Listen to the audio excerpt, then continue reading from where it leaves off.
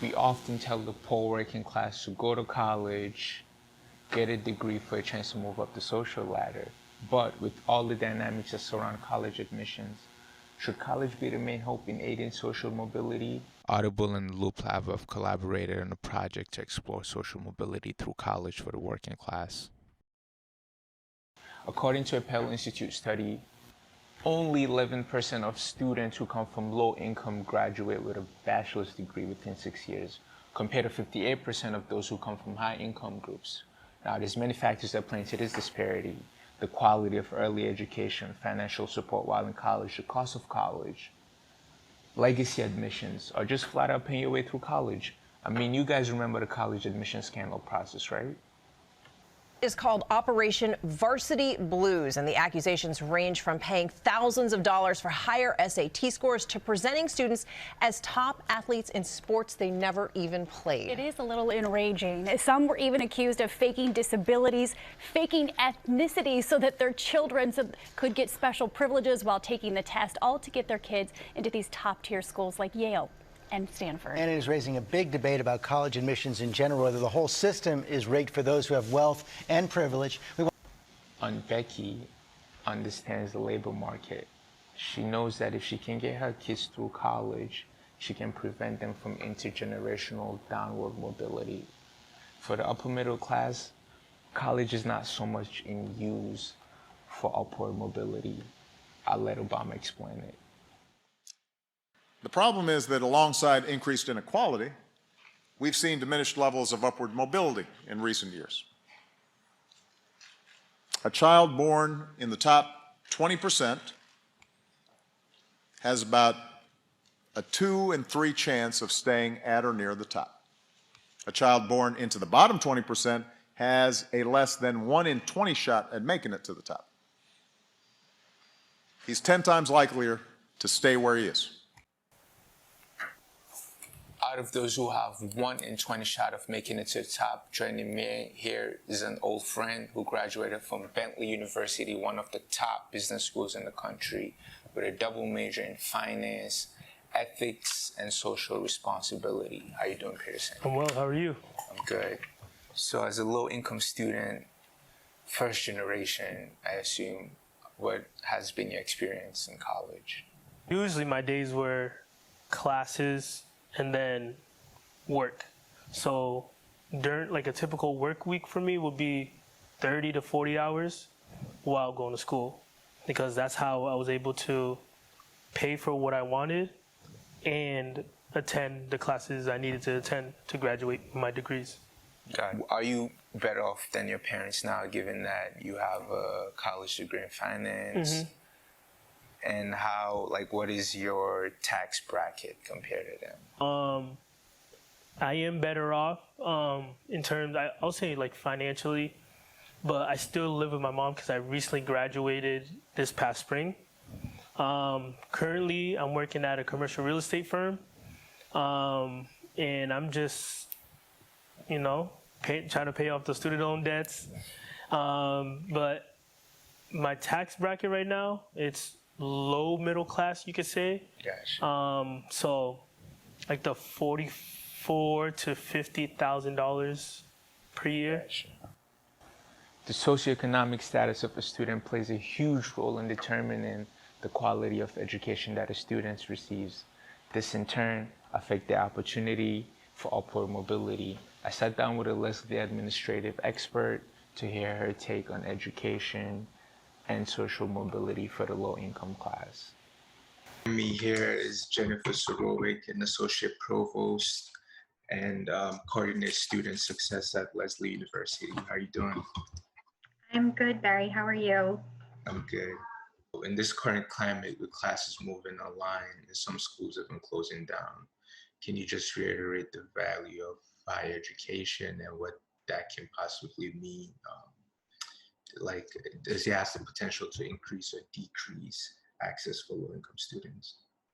Yeah, that's a good question, and I think it's both, right? And so as you and I have talked about, and as is true, because higher ed is still a driver, for better or for worse, it's still a driver of economic mobility. So that's why the bachelor's degree remains important. Not that it levels the playing field by any opportunity, but many employers are still looking at the bachelor's degree as the entry level. So being in this virtual environment, I think it has the potential to expand access. I mean, we could expand access to students who, come from communities where there's not a higher education institution close by, or they can't get to one. So in that sense, it could expand the access. But actually what we're seeing is unfortunately the opposite. Some of our low income students have struggled because they don't have access to the right technology. So maybe they don't have reliable Wi-Fi. Maybe they don't have a laptop. I mean, I could tell you, there are so many students who were trying to finish their classes on their phones last semester. And how do you do that? How do you write a paper on a phone where you can't? Or students who, working parents who are now in homes with, lots of kids, or maybe parents or siblings, and there is no quiet place to do the work or take a Zoom call. So, unfortunately, I think, like I said, that this time period has the potential to expand access, but we've got to get past these barriers that have just sort of increased the problem, in my opinion. In respect to the labor market, like most higher earning wages, middle class wages are awarded to those with a bachelor's degree, right? And but as we know, the occupation that one might have does not necessarily correlate to their field of study. Do you think like a college education is an accurate measurement of skill acquired for the labor market? No, I think in some fields, for sure, like education. If you want to be a teacher, then there's hoops you have to jump through. There's criteria you have to meet. So in that case, yes, a college education gets you in that track to being a teacher. Same thing if you want to be a lawyer or a doctor or a counselor or licensed professional. So in those areas that have really specific skill sets, yes. In general, am I convinced? Not really. I think there's lots of ways for people to learn, and it doesn't have to be through college. And like we've talked about, there's so many barriers that we've set up. It's too expensive. It takes too long. It's not always connected to the skills that people need when they're trying to find jobs. So, so my belief about college is that everyone who wants to go to college should go to college, but that not everyone has to go to college to have success going forward, and that we definitely need to find better creative ways to get people into the labor market, recognizing that learning can happen in lots of places.